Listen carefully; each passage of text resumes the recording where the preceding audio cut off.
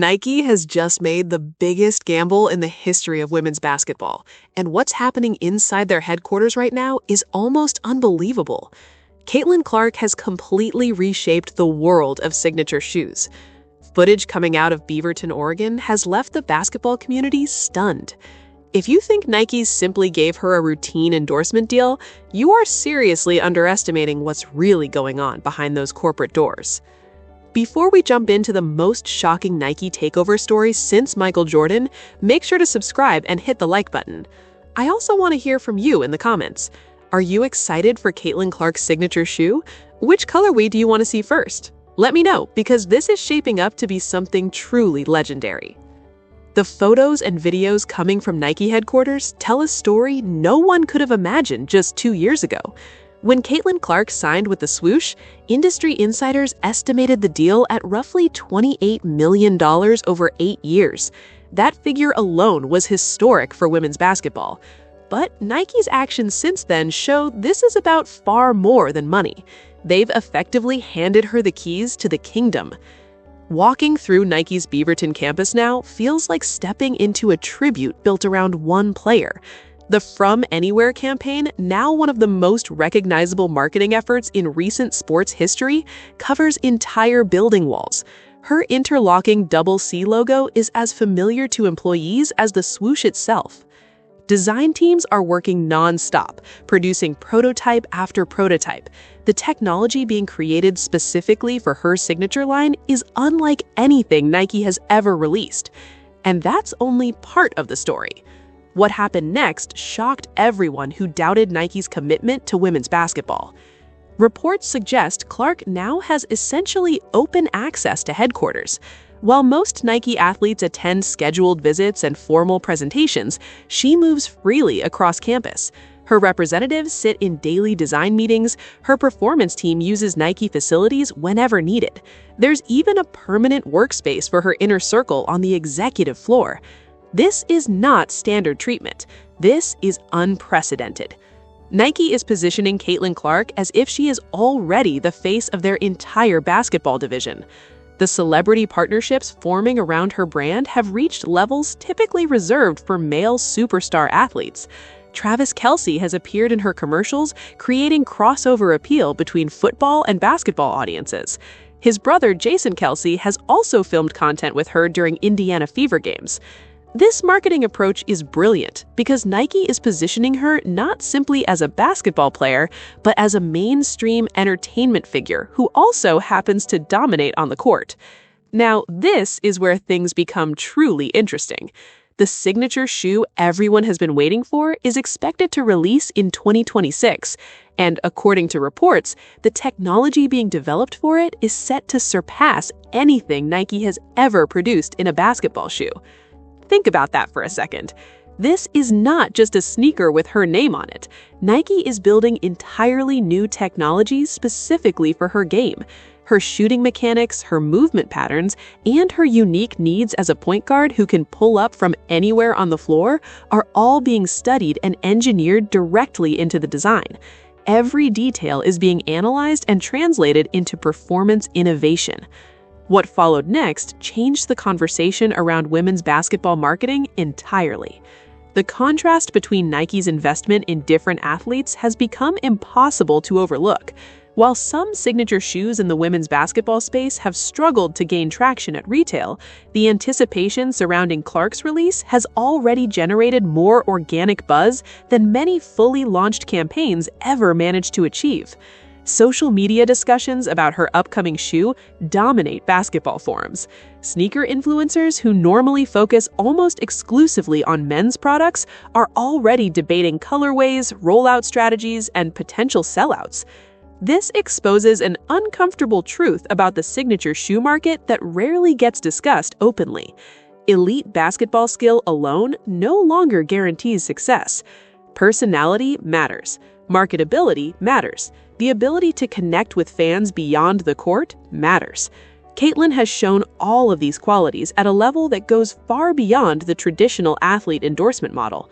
Her college career at Iowa created a massive built-in fan base that followed her directly into the professional ranks. Her accomplishments, including becoming the all-time leading scorer in NCAA Division I basketball history, regardless of gender, gave her undeniable basketball credibility. But it was more than statistics. It was how she carried herself. Confidence without arrogance, relentless competitiveness that resonated with fans. That combination created something rare. Nike recognized it before most people fully understood what they were watching.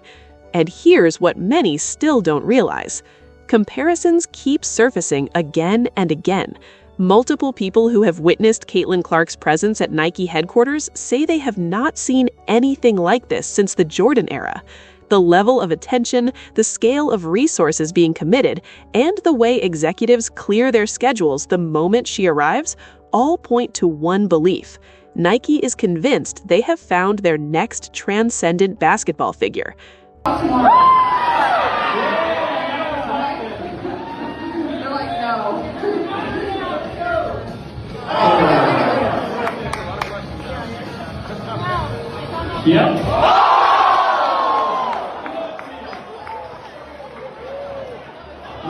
Her player-exclusive colorways are already making an impact on NBA courts before her signature shoe has even officially launched.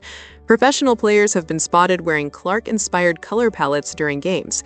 Her influence has reached the highest levels of basketball without a single retail release.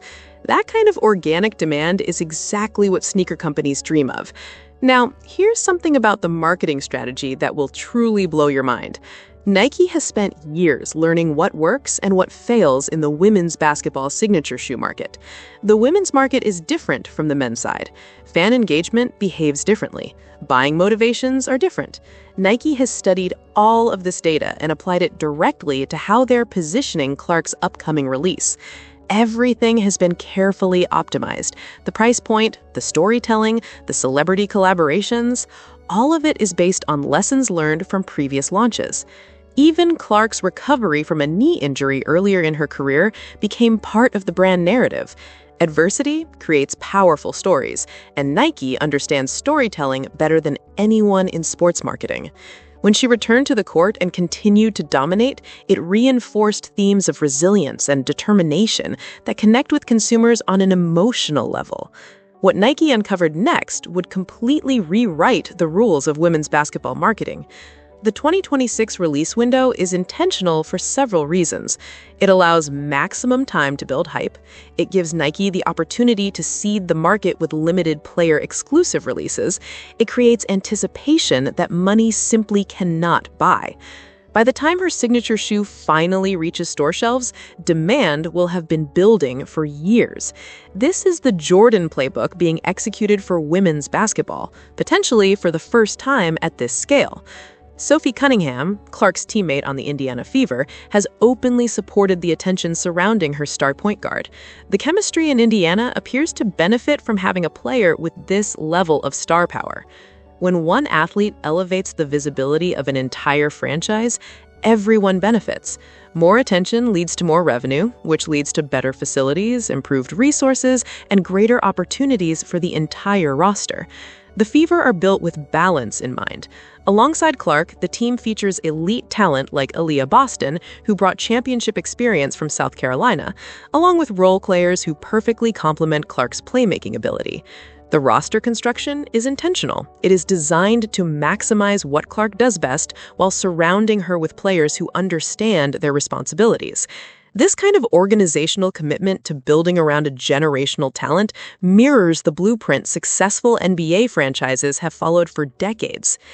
The global impact of Clark's Nike deal goes far beyond American basketball courts. Nike views her as the future face of women's basketball worldwide.